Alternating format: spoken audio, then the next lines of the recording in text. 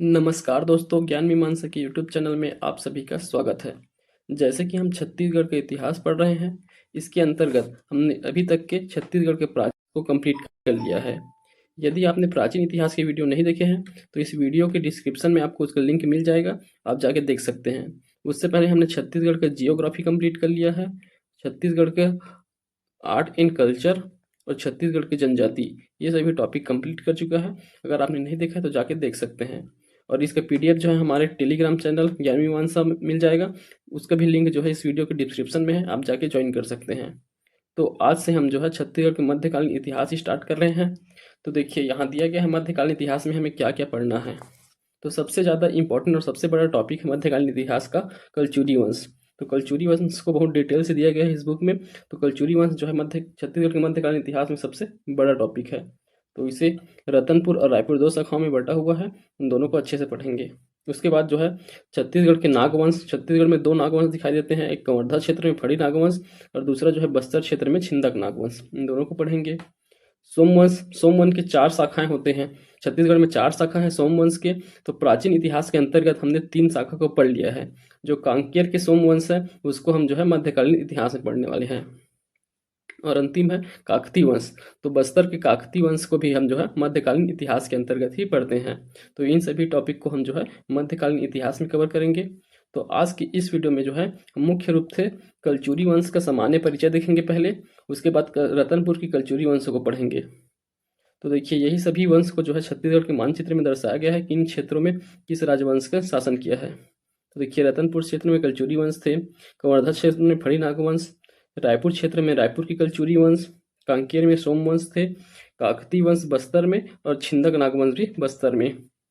तो ये जो है छत्तीसगढ़ में शासन करने वाले क्षेत्र में राजवंश है। अब देखिए, यहाँ कलचुरी वंश स्टार्ट कर रहे हैं हम यहाँ से पढ़ना। कलचुरी वंश का ऐतिहासिक पृष्ठभूमि पहले दिया गया है। तो कलचुरी वंश की ऐतिहासिक पृष्ठभूमि अर्थात कलचुरी वंश का जो है उद्भव, उन लोग का वंशावली कहाँ से स्टार्ट हुआ है उसे दिया गया है। तो देखिए, कलचुरी वंश के आदि पुरुष के रूप में कृष्णराज को जाना जाता है। 500 से 575 ईस्वी के मध्य जो है कृष्णराज द्वारा कलचुरी वंश की स्थापना किया गया माना जाता है। तो देखिए, कलचुरी वंश के आदि पुरुष का नाम कृष्णराज है, आप याद रखेंगे, आदि पुरुष या मूल पुरुष कहा जाता है। इसके बाद शंकरगढ़ प्रथम का नाम मिलता है, जो 575 से 600 ईस्वी तक के। उसके पश्चात बुद्धराज, ये मध्य प्रदेश के कलचुरी वंश के से संबंधित है। बुद्धराज, इसी वंश के शासक होते हैं महेशमान। तो ये महेशमान महिष्मती नगर बसाते हैं, तो इन्हें जाना जाता है। महिष्मती जो है कलचुरियों की राजधानी बनती है। तो बहुत समय तक कलचुरियों की राजधानी महिष्मती नगर ही रहता है, जिसकी स्थापना इस वंश के शासक महिष्मान द्वारा किया रहता है। उसके बाद देखिए, महिष्मान, उसके बाद फिर वामराज का जानकारी प्राप्त होता है। तो वामराज जो है त्रिपुरी के कलचुरी वंश के संस्थापक माने जाते हैं। इनका नाम याद रखना है महिष्मान का। और सबसे पहले जो पढ़े हैं कृष्णराज, कृष्णराज को आदि पुरुष, महिष्मान द्वारा महिष्मती नगर, वामराज त्रिपुरी के कलचुरी वंश के संस्थापक हैं। इनकी राजधानी देखिए, तो प्रथम राजधानी कालिंजर और द्वितीय राजधानी त्रिपुरी था। त्रिपुरी वर्तमान में तेवर के नाम से जाना जाता है। मध्य प्रदेश में तेवर नामक जगह है, वही जो है त्रिपुरी है। देखिए, कोकल प्रथम, उसके बाद वामराजदेव के बाद कोकल प्रथम शासक बने, त्रिपुरी को स्थायी राजधानी बनाया था। तो वामराजदेव के पश्चात जो है कोकल प्रथम, जो वामराज्य त्रिपुरी को द्वितीय राजधानी बनाते हैं, फिर परंतु कोकल प्रथम द्वारा इसे त्रिपुरी को स्थायी राजधानी बना दिया गया है। तो यहाँ से ये लोग त्रिपुरी के कलचुरी कहलाते हैं। उसके बाद शंकरगढ़ द्वितीय, जिसे मुक्तुंग के नाम से भी जानते हैं, शंकरगढ़ द्वितीय, इनके द्वारा छत्तीसगढ़ के पाली क्षेत्र में आक्रमण करके पाली क्षेत्र को जीत लिया जाता है। तो छत्तीसगढ़ में पहले आक्रमण करने वाले कलचुरी शासक पूछा जाए तो शंकरगढ़ द्वितीय मुक्तुंग है। तो इनका नाम याद रखेंगे, मुक्तुंग भी कहा जाता है या फिर शंकरगढ़ द्वितीय नाम भी मिलता है इनका। उनके पश्चात लक्ष्मण राज, तो ये त्रिपुरी के लहुरी शाखा के शासक हैं लक्ष्मण राज। लक्ष्मण राज के पुत्र होते हैं कोकल देव द्वितीय। कोकल देव द्वितीय के 18 पुत्र होते हैं, 18 पुत्र। उन 18 पुत्रों में से एक रहते हैं कलिंग राज। तो इसी कलिंग राज को 1000 ईस्वी में पाली क्षेत्र को पुनः जीतकर कुलचुरी वंश की स्थापना करते हैं। तो कोकल देव द्वितीय के 18 पुत्रों में से एक पुत्र थे कलिंग राज, उन्हीं के द्वारा 1000 ईस्वी में छत्तीसगढ़ में कलचुरी वंश की स्थापना किया गया। तो छत्तीसगढ़ में कलचुरी वंश के संस्थापक पूछा जाए तो कलिंग देव, कलिंग राज अब याद रखेंगे। देखिए, यहाँ से हमें क्या क्या याद रखना है। सबसे पहले जो है कलचुरी वंश के आदि पुरुष का नाम क्या है? कृष्णराज। उसके पश्चात आपको महिष्मान, महिष्मती नगर बसाने वाले शासक थे कलचुरी वंश के महिष्मान। त्रिपुरी के कलचुरी वंश के शाखा वामराजदेव है। त्रिपुरी को स्थायी राजधानी बनाने वाले हैं कोकल प्रथम। छत्तीसगढ़ में पहली बार आक्रमण करने वाले पाली क्षेत्र में कौन थे? शंकरगढ़ द्वितीय, मुक्तुंग। उसके बाद देखिए कोकलदेव द्वितीय, तो कोकलदेव द्वितीय का पुत्र, तो इसका कौन जो है, इन्हीं के आदेश से इसके 18 पुत्रों में से एक पुत्र है कलिंगराज। कोकलदेव द्वितीय के आदेश से इनके पुत्र कलिंगराज द्वारा छत्तीसगढ़ क्षेत्र में आक्रमण किया जाता है और 1000 ईस्वी में पाली क्षेत्र को जीतकर जो है तुमाड़ को अपनी राजधानी बना करके छत्तीसगढ़ में कलचुरी वंश की स्थापना करते हैं कलिंगराज 1000 ईस्वी में। ठीक, तो इतना हमें याद रखना है इस ऐतिहासिक पृष्ठभूमि से। अब देखिए कलचुरी राजवंश के इतिहास के संबंध में यहाँ दिया गया है, भारत के इतिहास में कलचुरी राजवंश का स्थान महत्वपूर्ण है, जिन्होंने भारत के किसी न किसी क्षेत्र में 500 ईस्वी से लेकर के 1741 ईस्वी तक शासन किया है। तो इनको भारतीय इतिहास में भी जो है सबसे लंबी अवधि तक शासन करने वाले शासक वंश के रूप में जाना जाता है। अर्थात इनकी शासन अवधि लगभग 1200 वर्षों की है, जो किसी भी राजवंश के लिए सर्वाधिक अवधि है। तो भारत में शासन करने वाले सर्वाधिक अवधि के और छत्तीसगढ़ में भी सर्वाधिक अवधि तक शासन करने वाला राजवंश कलचुरी ही है। कलचुरी का मूल पुरुष कृष्णराज था, जिसने इस वंश की स्थापना की और 550 ईस्वी से 575 ईस्वी तक के शासन किया था। तब पश्चात उनके पुत्र शंकरगढ़ प्रथम ने 575 से 600 ईस्वी तक के शासन किया। शंकरगढ़ के बाद उसके पुत्र बुद्धराज 600 से 620 ईस्वी तक शासन किए, किंतु 620 ईस्वी के बाद लगभग पौने दो वर्षों तक के कलचुरियों की स्थिति अज्ञात थी। देखिए पौने 2 वर्षों तक की कलचुरियों की स्थिति नहीं मिलता है। इसके बाद बुद्धराज के बाद राजा कोकल के ताम्रपत्र से ज्ञात होता है कि कलचुरियों को ही है वंशी के नाम से जाना जाता है। तो कलचुरियों का नाम ही क्या है वंशी। ठीक, तो इसे भी याद रखेंगे। दक्षिण कोसल के अभिलेखों में इस वंश के राजाओं ने अपने आप को चंद्रवंशी माना है तथा सहस्त्रार्जुन की संतान भी कहा है। चंद्रवंशी और सहस्त्रार्जुन का संतान कहा है अपने आप को कलचुरी शासकों द्वारा। देखिए अब आगे देखते हैं, चलिए। तो मध्य प्रदेश के कलचुरी शासक उसमें देख लेते हैं। तो मध्य प्रदेश में कलचुरियों का जो ऐतिहासिक पृष्ठभूमि है उसे देख लेते हैं। देखिए सामान्य जानकारी दिया गया है। है वंशी महिष्मान ने महिष्मती नगर बसाया था। आद्र कलचुरी नरेशों की राजधानी महिष्मती थी। तो महिष्मान द्वारा महिष्मती नगर बसाया और जो आद्र मतलब सबसे प्राचीन कलचुरी शासक थे उनकी राजधानी क्या रहा? महिष्मती। तो सबसे प्राचीन राजधानी है महिष्मती। इंदौर रियासत में स्थित महेशपुर नामक स्थल को ही महिष्मती माना जाता है। तो इंदौर रियासत में स्थित है महेशपुर, उसे ही महिष्मती माना जाता है। कलचुरी नरेशों की कुल राजधानी का गौरव इसे प्राप्त था। तो महिष्मती को कलचुरियों का कुल राजधानी कहा जाता है, सबसे प्राचीन राजधानी है कलचुरियों का। इनके साम्राज्य विस्तार को देखें तो कलचुरियों ने उत्तर और दक्षिण भारत में अपने साम्राज्य का क्रमशः विस्तार किया है। इस विस्तार अभियान में अनेक लड़ाइयां लड़ी गई, जैसे कालिंजर, त्रिपुरी, प्रयाग, काशी, तुमाड़, रतनपुर, रायपुर, खलवाटिका इत्यादि समय समय पर इनकी राजधानी रहे हैं। तो पहले ये महिष्मती तो इनकी कुल राजधानी, उसके बाद कालिंजर राजधानी रहा है, त्रिपुरी राजधानी, प्रयाग, काशी, तुमाड़, रतनपुर, रायपुर, खलवाटिका ये समय समय पर जो है राजधानी रहे हैं।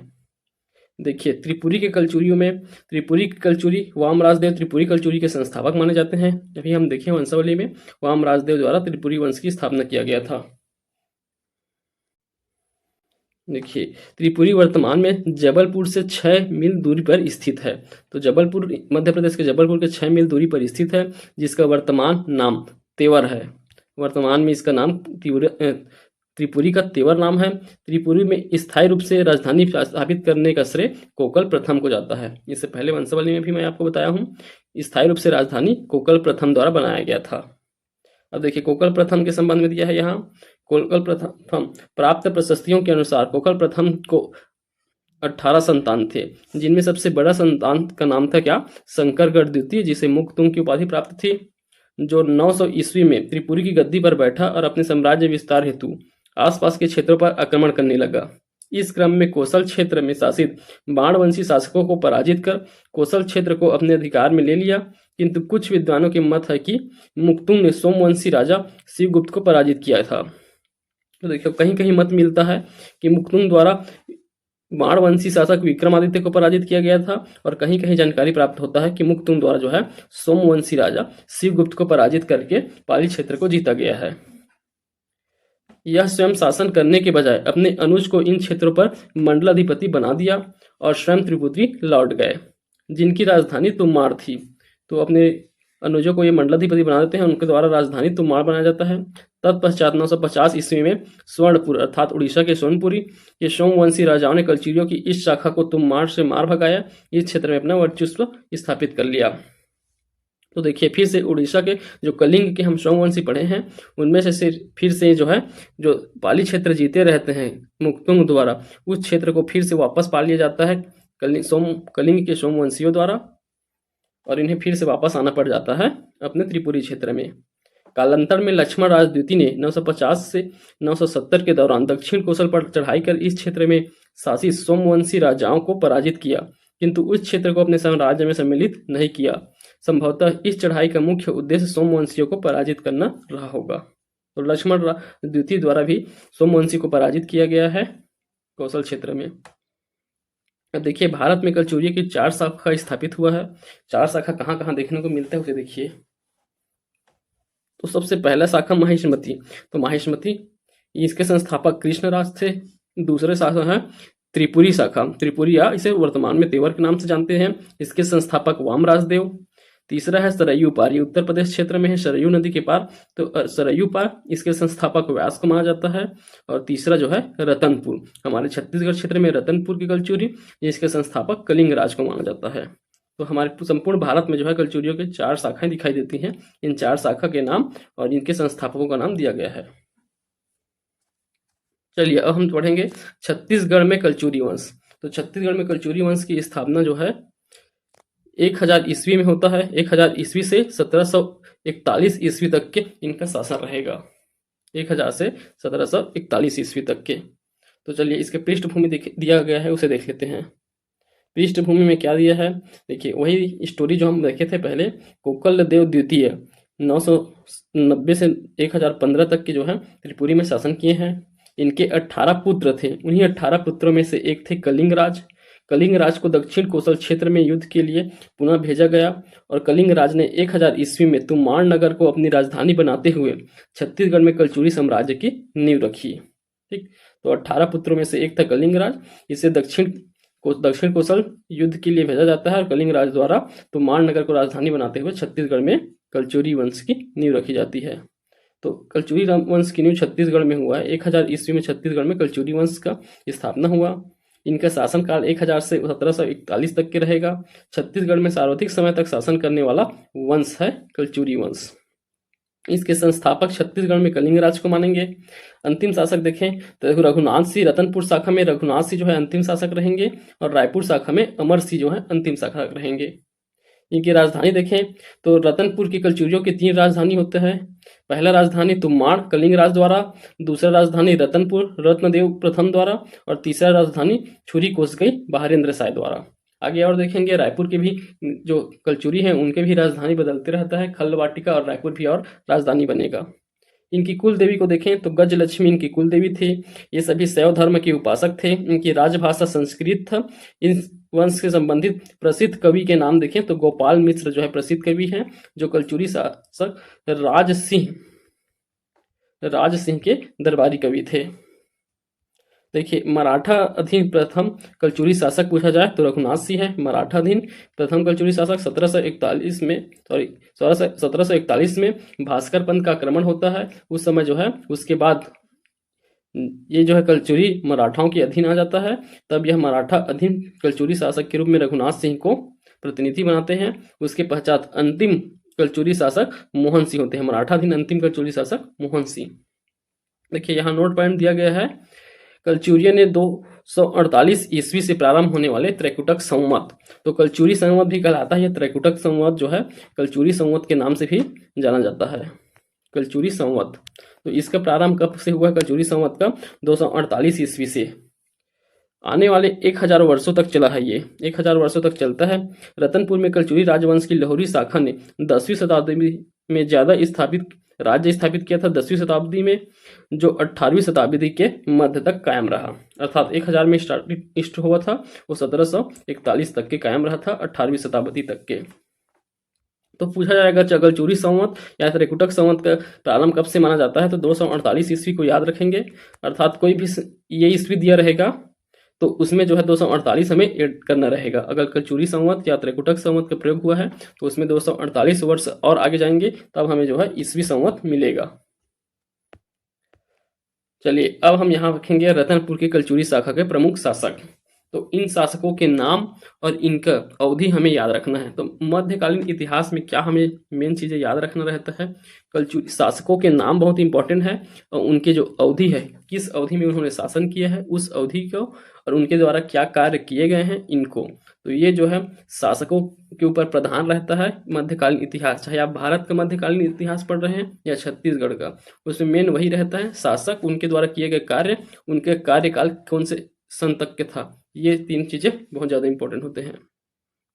देखिए चलिए रतनपुर की कलचुरी शाखा के शासकों का नाम याद करते हैं। तो सबसे पहले हैं कलिंगराज। कलिंगराज संस्थापक है, इनका नाम याद रखेगा। उसके बाद कमलराज, रत्नदेव प्रथम, पृथ्वीदेव प्रथम, जाजल्यदेव प्रथम। उसके बाद फिर से रिपीट होगा ये तीनों का नाम, रत्नदेव द्वितीय, पृथ्वीदेव द्वितीय और जाजल्यदेव द्वितीय। ठीक, तो आप लोग को इसे याद कैसे रहना है, कंफ्यूज हो जाते हैं कि पहले पृथ्वीदेव आया कि जाजल्यदेव। तो इसे याद रखने के लिए आप याद रखेंगे आर पी जे।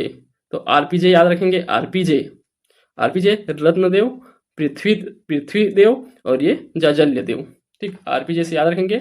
कलिंगराज, कमलराज, रत्नदेव प्रथम, पृथ्वीदेव प्रथम, जाजल्यदेव प्रथम। उसके बाद फिर से रिपीट हो जाएगा आरपीजे, रत्नदेव द्वितीय, पृथ्वीदेव द्वितीय, जाजल्यदेव द्वितीय। देखिए जाजल्यदेव द्वितीय, उसके बाद इनके जो है बहुत जल्दी जो है मृत्यु हो जाता है। ठीक, जाजल्यदेव की मृत्यु हो जाता है। इनका कार्यकाल सबसे कम कार्यकाल रहता है, 2 से 3 वर्ष तक के अवधि तक की जो है जाजल्यदेव द्वितीय रहते हैं। उसके बाद इनके बड़े भाई जगतदेव जो युद्ध करने के लिए गए रहते हैं, वे आके शासन को संभालते हैं, जगतदेव द्वारा संभाला जाता है। ये जो है 10 साल शासन करेंगे जगतदेव। उसके बाद फिर रत्नदेव तृतीय। देखिए रत्नदेव तृतीय आ जाते हैं, प्रतापमल, बहारेंद्र साय, कल्याण साय, लक्ष्मण साय। ठीक, तो यहाँ देखिए यहाँ रत्नदेव तृतीय तक के याद हो जाएगा। उसके बाद बीच में इनका नाम याद रखना है प्रतापमल का, प्रताप, बहारेंद्र साय, कल्याण साय, लक्ष्मण साय, इन तीनों को एक साथ साय साय, बहारेंद्र साय, कल्याण साय, लक्ष्मण साय। उसके बाद इन यहाँ अब और 2-3 और शासक आते हैं इनके बाद, लक्ष्मण साय के बाद 2-3 शासक और आएंगे। उसके बाद लास्ट में आते हैं रणजीत सिंह। ठीक, इन रणजीत सिंह के 4 पुत्र होते हैं। इन 4 पुत्रों का नाम दिया है तखत सिंह, सरदार सिंह, बखत सिंह और रघुनाथ सिंह। इनमें से सिर्फ बखत सिंह जो है राजा नहीं बनते हैं, बाकी तीनों पुत्र इनके जो है शासक बनते हैं अलग अलग समय में। तो देखिए तखत सिंह पहले शासक बनते हैं रणजीत सिंह के बाद तखत सिंह, उसके पुत्र होते हैं राज सिंह। उसके बाद फिर राज सिंह के कोई पुत्र नहीं होने के कारण सरदार सिंह जो है उनके चाचा शासक बनते हैं। सरदार सिंह के भी कोई पुत्र नहीं होने के कारण रघुनाथ सिंह शासक बनते हैं। रघुनाथ सिंह के पश्चात मोहन सिंह शासक बनेंगे। ठीक, तो ये इनकी वंशावली है। तो इन वंशावली के आधार पर आपको नाम याद रखना है। तो सबसे पहले कलिंगराज, कमलराज, आर पी जे। तो रत्नदेव, पृथ्वीदेव, जाजल्यदेव, फिर यही रिपीट होना है, रत्नदेव द्वितीय, पृथ्वीदेव द्वितीय, जाजल्यदेव द्वितीय। जगतदेव रहेगा, रत्नदेव तृतीय रहेगा। फिर आएगा प्रतापमल के बाद फिर साय, 3 साय, बहारेंद्र साय, कल्याण साय, लक्ष्मण साय के बाद सीधा हमें रणजीत सिंह के 4 पुत्र होते हैं। कौन कौन से 4 पुत्र, तखत सिंह, सरदार सिंह, रघुनाथ सिंह और बखत सिंह। तो ये 4 पुत्र। उसके बाद तखत सिंह शासक बने। तखत सिंह के बाद राज सिंह के भी कोई पुत्र नहीं होने के कारण सरदार सिंह को शासक बनाया जाता है। सरदार सिंह के भी कोई पुत्र नहीं होने के कारण रघुनाथ सिंह बनते हैं। रघुनाथ सिंह अंतिम शासक हैं। उसके बाद मराठाओं के अधीन आ जाते हैं। ठीक, तो ये हो गए इनके जो शासकों के नाम है वो क्रम से। अब देखिए इनका जो कार्यकाल है उसे कैसे याद करना है। तो देखिए अब इनके कार्यकाल को याद करने के लिए आपको सबसे पहले तो आपको स्टार्टिंग पता होना चाहिए। तो स्टार्टिंग पता है सबको, 1000 ईस्वी से स्टार्ट करना है, क्योंकि 1000 ईस्वी में कलिंग राज द्वारा स्थापना किया गया था कलचुरी वंश का। तो यहाँ 4 के बाद आप देखिए, अब 20 साल, एक बार 20 साल, फिर 25 साल, 20 साल, 25 साल, उसके बाद देखिए, 30 हो जाएगा, फिर 15 हो जाएगा, ठीक, उसके बाद फिर से 30 हो जाएगा। देखिए इसी से आप याद रखना है, कलिंग राज का है 1000 से 1020 20 वर्षों तक के, कमल राज का 1020 से 45 तक 25 वर्षों तक के, रत्नदेव प्रथम का 45 से 65 तक के 20 वर्ष तक का, पृथ्वीदेव प्रथम का 65 से 90 तक के, इनका 25 साल का है, 65 से 90 तक के। और देखिए जाज्जल्यदेव प्रथम का 90 से लेकर के 1120 तक के, 1090 से 1120, अर्थात ये 30 वर्ष का है। अब देखिए यहाँ रत्नदेव द्वितीय का 1120 से लेकर 1125, सिर्फ 15 वर्ष का। पृथ्वीदेव द्वितीय का देखिए अब 35 से लेकर के 65, अर्थात कितने वर्ष का, 30 वर्ष का है। उसके बाद इनका सबसे कम रहता है 2 वर्ष का, जाज्जल्यदेव द्वितीय का, इनके बड़े भाई है जगत देव, उनका रहेगा 10 वर्ष का। उसके पश्चात फिर 20 वर्ष का हो जाएगा रत्नदेव तृतीय का। तो इतना तक के रत्नदेव तृतीय तक के हम लोग को ऐसे याद रखना है, ठीक। जैसे हम अभी देखे हैं 20 25 20 25 30 हो जाता है, उसके बाद 20 25 30, उसके पश्चात फिर से 15 और 30, उसके बाद इनका 2 वर्ष का हो गया, इनका 10 वर्ष का हो गया, इनका 20 वर्ष का हो गया। तो इतना तक की इतना याद रखना है। उसके बाद आपको प्रतापमल का सिर्फ ईयर याद रख लेना है, प्रतापमल के नाम को भी याद रखना है और इनके ईयर को भी। तो इनका 1198 से 1222 तक के, 1198 से 1222 तक।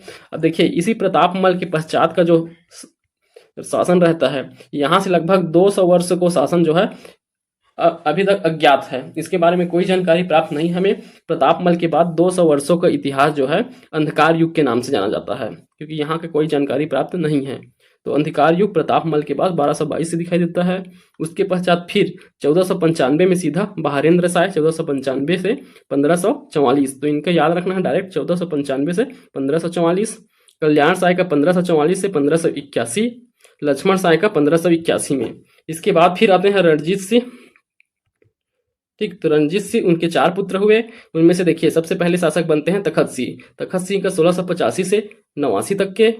उसके बाद तखत सिंह के पुत्र है राज सिंह। राज सिंह 1689 से 1712 तक का। इन्हीं के जो है दरबारी कवि थे गोपाल मिश्र। उसके बाद सरदार सिंह बनते हैं इनके चाचा, 1712 से 1732 तक के। फिर सरदार के बाद बनते हैं रघुनाथ सिंह, 1732 से 45 तक। पहले 41 तक के जो है स्वतंत्र शासन रहेंगे, फिर 41 से 45 तक के मराठाधीन। उसके पश्चात मराठाधीन में मोहन सिंह जो है 45 से 57 तक के रहते हैं मराठाधीन और अंतिम कलचुरी शासक, ठीक। तो ये इनके वंशावली हो गए रतनपुर के कलचुरियों का। तो इतना इस प्रकार आपको याद रखना है, इससे आपको इजी हो जाएगा। पूरा कलचुरी कालीन इतिहास पढ़ना आपके लिए अब सरल हो जाएगा, अगर शासकों का नाम और उनकी अवधि आपको पता चल गया है तो। अब देखिए, अब इनके संबंध में सामान्य जानकारी पढ़ रहे हैं, तो उनमें सबसे जरूरी चीज़ें क्या क्या है उसे जो है यहाँ टेबल के फॉर्म में सबको दे दिया गया है। वैसे तो ये सब चीज़ों को जो है पहले पूरा पढ़ लेना चाहिए, उसके बाद जो है रिवीजन के लिए सही रहता है। परंतु हम जो अभी पढ़ रहे हैं वो एक रिवीजन टाइप का ही पढ़ रहे हैं, डायरेक्ट एग्जाम को टारगेट करके। अगर कोई पहली बार पढ़ रहे हैं तो वो पहले 3 शासकों का जो क्या क्या कार्य किए हैं उसे पहले पढ़ लें, उसके बाद जो है इन सब टॉपिक को पढ़ें, ठीक। पर हम भी रिवीजन कर रहे हैं तो इन सब टॉपिक को ही पढ़ते हुए चलेंगे। तो देखिए छत्तीसगढ़ में कलचुरियों की राजधानी कौन कौन से रहे हैं उसे दिया गया है। तो सबसे पहले कलिंग राज द्वारा तुम्माड़ को राजधानी बनाया गया था, तो इसे छत्तीसगढ़ में कलचुरियों की प्रथम राजधानी माना जाता है तुम्माड़ को। उसके बाद रत्नदेव प्रथम द्वारा रतनपुर की स्थापना किया गया और उसे अपना राजधानी बनाया जाता है। फिर बहारेंद्र शाह द्वारा छुरी कोसगई को भी राजधानी बनाया जाता है, कुछ समय के लिए छुरी कोसगई भी राजधानी रहेगा कलचुरियों का। रामचंद्र देव द्वारा खल्लारी, महासमुंद के खल्लारी को कुछ समय के लिए राजधानी बनाया जाता है। उसके बाद रामचंद्र देव द्वारा रायपुर नगर बसाया जाता है, उसके पुत्र ब्रह्मदेव द्वारा रायपुर को राजधानी बनाया जाता है, ठीक। तो ये जो है 5 जो है कलचुरियों की राजधानी रहा है छत्तीसगढ़ में। अब देखिए कलचुरी कालीन शासकों की रानियों के संबंध में भी क्वेश्चन पूछा जाता है कि रत्नदेव प्रथम की रानी कौन थी करके पूछा जा सकता है। तो ऐसे प्रश्न पूछते हैं तो यहाँ रानियों का नाम जो है किन किन शासकों की रानी कौन कौन थे उसे दे दिया गया है। तो देखिए रत्नदेव प्रथम की रानी का नाम नौनल्ला देवी, तो रत्नदेव प्रथम का नौनल्ला देवी याद रखना है। पृथ्वीदेव प्रथम का राजल्ला देवी, तो पृथ्वीदेव का राजल्ला देवी। जाजल्य देव प्रथम का पत्नी का नाम का क्या नाम है, लाछल्ला देवी, तो देखिए आरपीजे इनका एनआरएल आरपीजे, नौलल्ला, राजल्ला और लाछला देवी। देखिए उसके बाद जगत देव की पत्नी का नाम मिलता है सुमल्ला देवी। रत्नदेव तृतीय की 2 पत्नियों का नाम मिलता है रल्हा देवी और पद्मा, रल्हा और पद्मा। राज सिंह के 3 पत्नियों का नाम मिलता है दिव्यपुरी, सुवंशपुरी, कजरी देवी। तो राज सिंह के 3 पत्नी थी दिव्यपुरी, सुवंशपुरी और कजरी देवी। रघुनाथ सिंह की भी 2 पत्नी थी लक्ष्मण कुंवर और पद्म कुंवर। लक्ष्मण कुंवर, पद्म कुंवर रघुनाथ सिंह की पत्नी है।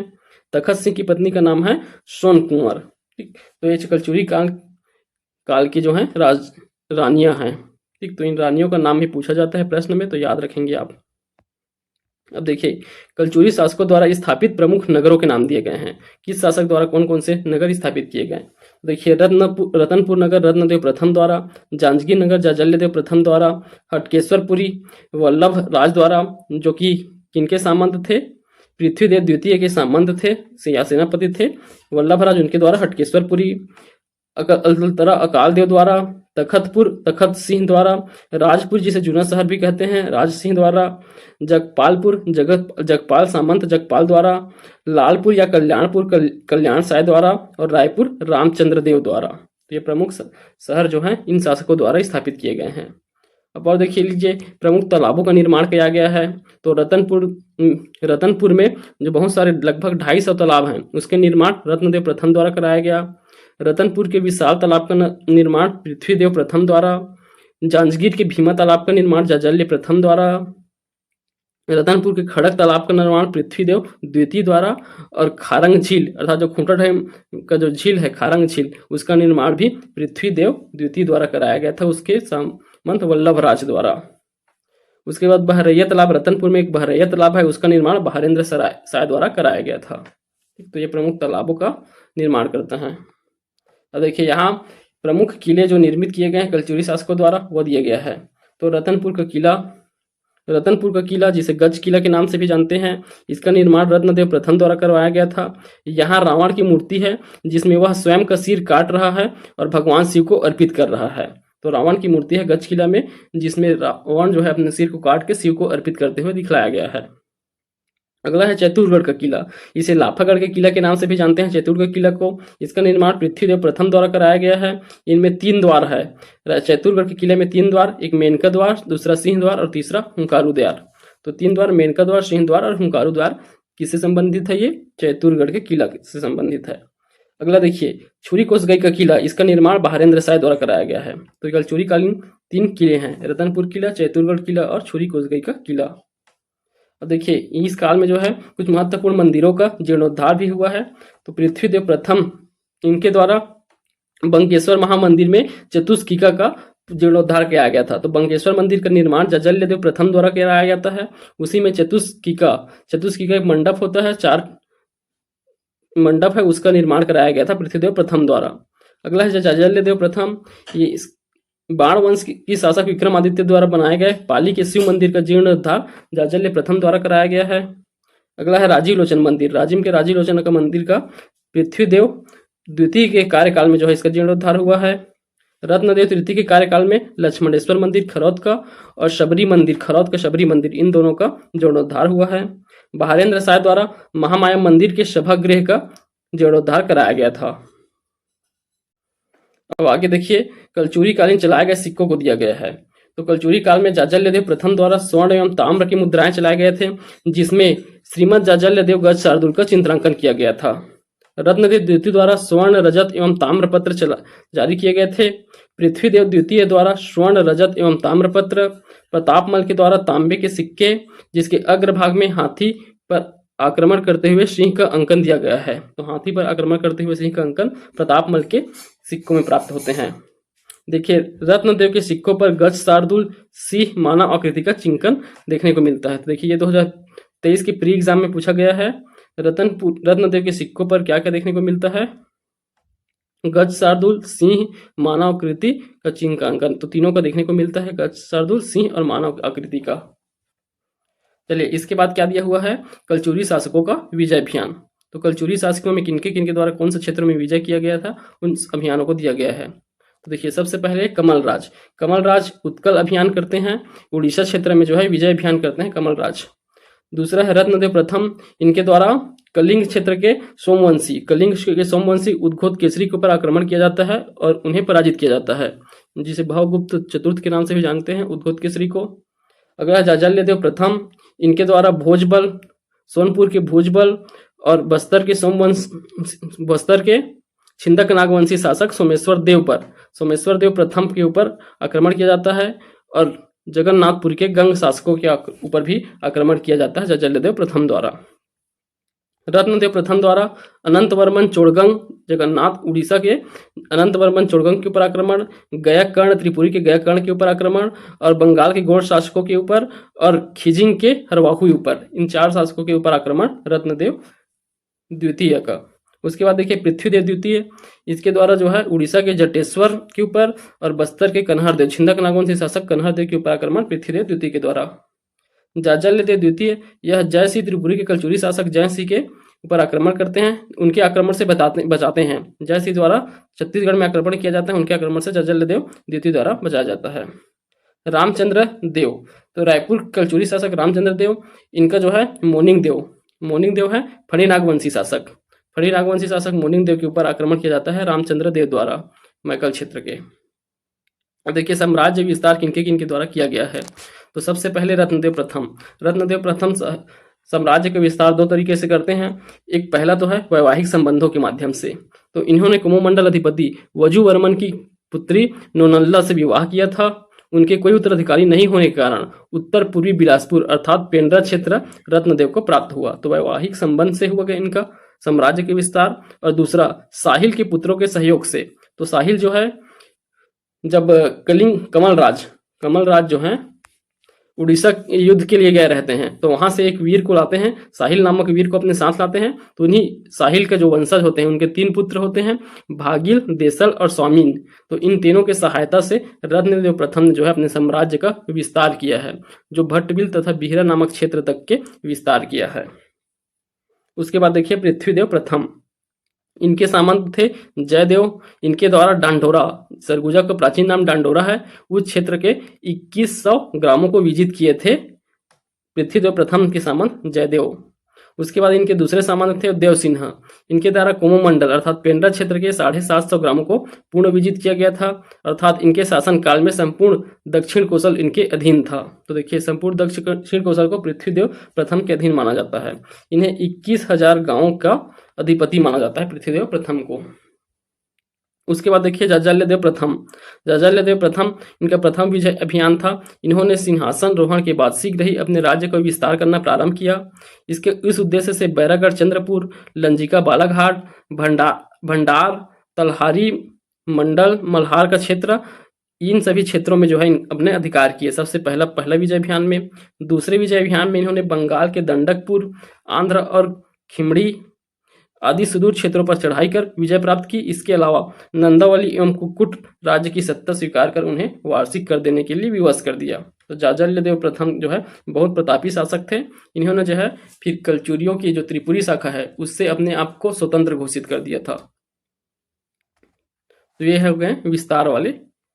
अब अगले देखिए शासक उनके द्वारा जारी किए गए शिलालेख या ताम्रपत्र। तो पृथ्वीदेव प्रथम के कितने 4 ताम्रपत्र मिलते हैं। अमोदा ताम्रपत्र, इसमें 21 गांवों की विजेता और प्रचंड कौशलापति का उपाधि धारण किया है, उसका जानकारी प्राप्त होता है अमोदा ताम्रपत्र से। दूसरा है रायपुर ताम्रपत्र, इसमें सकल कौशलाधिपति का उपाधि धारण करते हुए दिखाई देते हैं पृथ्वीदेव प्रथम। तीसरा लाफागढ़ ताम्रपत्र और भाटापारा ताम्रपत्र। देखिए जाजल्य प्रथम का रतनपुर ताम्रपत्र मिलता है। रत्नदेव द्वितीय का अकलतरा अभिलेख, इसमें रत्नदेव के संबंध द्वारा कोटगढ़ के रेवंत मंदिर तथा विशाल तालाब के निर्माण का उल्लेख मिलता है। पारागांव अभिलेख, इसमें सूर्य ग्रहण के अवसर पर पद्मनाभ को बोल्डा नवा ग्राम दान देने का उल्लेख मिलता है। इनका एक और शिवरी नारायण ताम्रपत्र और सरखो ताम्रपत्र भी रत्नदेव द्वितीय के हैं। उसके पश्चात देखिए पृथ्वीदेव द्वितीय इनके सर्वाधिक 14 अभिलेख प्राप्त हुए हैं। सबसे ज्यादा 14 अभिलेख पृथ्वीदेव द्वितीय के। इनका कोनी शिलालेख, इसमें जानकारी प्राप्त होता है सर्वाधिकारी पुरुषोत्तम देव को सलोनी ग्राम दान में देने का वर्णन मिलता है। इनके सर्वाधिकारी थे पुरुषोत्तम देव, उसे सलोनी ग्राम दान में दिए थे। कोटगढ़, राजिम, बिलई, अमोदा, रतनपुर, पारागांव और घोटिया, यहाँ से भी इनके ताम्रपत्र प्राप्त हुए हैं। जाजल्यदेव द्वितीय के अमोदा ताम्रपत्र, इस ताम्रपत्र लेख में वर्णित है कि थिरु या धीरु नामक एक व्यक्ति ने जाजल्यदेव द्वितीय को बंदी बना लिया था। मल्हार अभिलेख से क्या जानकारी प्राप्त होता है? इसमें सोमराज द्वारा मल्हार में पातालेश्वर अर्थात कदरेश्वर मंदिर का बनवाने का उल्लेख प्राप्त होता है। इसके सामंत थे सोमराज, उनके द्वारा पातालेश्वर मंदिर बनवाने का उल्लेख है मल्हार अभिलेख में। इनका श्री नारायण भी से भी ताम्रपत्र प्राप्त हुआ है और समडील से भी ताम्रपत्र प्राप्त हुआ है। रत्नदेव तृतीय को देखें तो खरोद और पासीर दो जगह से ताम्रपत्र प्राप्त हुए हैं। खरोद में इनके शासन काल में भीषण अकाल पड़ा था, उसकी जानकारी प्राप्त होता है खरोद ताम्रपत्र से। अगला देखिए प्रतापमल। प्रतापमल का बहुत इंपॉर्टेंट हो जाता है। इनके 3 जो अभिलेख हैं, पहला पेंड्राबंद, दूसरा कुनारी और तीसरा बिलाईगढ़। बिलाईगढ़ से 2 ताम्रपत्र प्राप्त हुए हैं, तो ये तीनों बहुत इंपॉर्टेंट हो जाते हैं। तो देखिए पेंड्राबंद को अपने शासन काल के दौरान कलचुरी संवत 965, तो देखिए यही कलचुरी संवत दिया है 965। अगर इसे वर्तमान ईस्वी में लाना है तो इसमें कितना 248 हम ऐड कर देंगे, क्योंकि कलचुरी संवत 248 ईस्वी में प्रारंभ किया गया था। तो देख लिए कितना आ जाएगा 1213, तो 1213 ईस्वी हो जाएगा, तो उसी को दिया गया है। 1213 ईस्वी में पेंड्राबंद से, उसके बाद 1216 में कुनारी से और 1217 में बिलाईगढ़ से। तो ये पेंड्राबंद, कुनारी, बिलाईगढ़ ये प्रतापमल के हैं। उसके अलावा चौथा है पौनी ताम्रपत्र। तो ये 4 ताम्रपत्र प्रतापमल के हैं। अब अगला देखिए बहारेंद्र साय। बहारेंद्र साय के रतनपुर से और कोसगई 2 जगह से ताम्रपत्र प्राप्त होते हैं। रतनपुर अभिलेख प्राप्त होते हैं इनके। तो रतनपुर से प्राप्त अभिलेख से ज्ञात होता है कि 1495 ईस्वी में बहारेंद्र शाह ने महामाया मंदिर के सभागृह का जीर्णोद्धार कराया था। साथ ही रतनपुर का प्रसिद्ध बहरैया तालाब का भी खुदवाया था। तो ये जानकारी रतनपुर अभिलेख से प्राप्त होता है। कोसगई से 2 अभिलेख प्राप्त होते हैं। इस अभिलेख में निम्नलिखित कलचुरी शासक का उल्लेख मिलता है। तो इनके पहले के कलचुरी शासक में सिंघन, दंधीर, मदन ब्रह्म, रामचंद्र और रत्नसिंह इन शासकों के नाम मिलते हैं। जो 200 वर्षों का इतिहास गायब है, उनके संबंध में इन शासकों का नाम मिलता है इनके कोसगई अभिलेख से। तो ये जो है कलचुरी कालीन महत्वपूर्ण अभिलेख और ताम्रपत्र हैं। अब इसके बाद देखिए कलचुरी कालीन स्थापत्य भी दिया गया है। तो महत्वपूर्ण स्थापत्य को देख लेते हैं कलचुरी कालीन। तो इसमें सबसे पहले देखिए रत्नदेव प्रथम का। रत्नदेव प्रथम तो महामाया मंदिर बंगेश्वर महादेव मंदिर तुम्माड़ में और महामाया मंदिर रतनपुर, रत्नेश्वर महामंदिर तुम्माड़, महिषासुर मर्दनी मंदिर लाफागढ़, इन सभी का निर्माण रत्नदेव प्रथम। पृथ्वीदेव प्रथम द्वारा पृथ्वीदेवेश्वर मंदिर तुम्माड़, चैतुरगढ़ का किला लाफागढ़ में। तो लाफागढ़ किला या चैतुरगढ़ किला दोनों पृथ्वीदेव प्रथम का है। जाजल्यदेव प्रथम द्वारा जांजगीर का नकटा विष्णु मंदिर और शिव मंदिर बेलपान का। रत्नदेव द्वितीय द्वारा सूर्यपुत्र रेवंत का मंदिर बनवाया गया था कोटगढ़ में। पृथ्वीदेव द्वितीय नरसिंहनाथ मंदिर जिसे ब्रह्मदेव मंदिर कहा जाता है संबलपुर। धुरझरी मंदिर नारायणपुर में, बड़ौदा बाजार के नारायणपुर में धुरझरी मंदिर पृथ्वीदेव द्वितीय द्वारा। जाजल्यदेव द्वितीय द्वारा चंद्रचूंड मंदिर शिवनारायण का। पातालेश्वर महादेव मंदिर मल्हार का, इसके संबंध सोमराज द्वारा बनाया गया था। रत्नदेव तृतीय द्वारा लक्ष्मी देवी मंदिर जिसे एक वीरा मंदिर के नाम से भी जाना जाता है, रतनपुर में स्थित है, उसका निर्माण। साथ ही पुराराती शिव मंदिर, रतनपुर का पुराराती शिव मंदिर का निर्माण। अगला देखिए बहारेंद्र शाह द्वारा छुरी कोसगई किला का निर्माण और कोसगई मंदिर कोसगई में। तो ये दोनों निर्माण बहारेंद्र शाह द्वारा। अगला देखिए कल्याण शाह द्वारा जगन्नाथ स्वामी मंदिर, रतनपुर में जगन्नाथ स्वामी मंदिर दिखाई देता है, वह कल्याण शाह द्वारा बनवाया गया है जगन्नाथ स्वामी मंदिर। तखत सिंह द्वारा शिव मंदिर, तखतपुर का शिव मंदिर। ब्रह्मदेव राय द्वारा खल्लारी का विष्णु मंदिर, खल्लारी का विष्णु मंदिर इनके कार्यकाल में बना था। ब्रह्मदेव राय के कार्यकाल में देवपाल नामक मोची द्वारा बनवाया गया था विष्णु मंदिर, खल्लारी का विष्णु मंदिर ब्रह्मदेव राय के कार्यकाल में।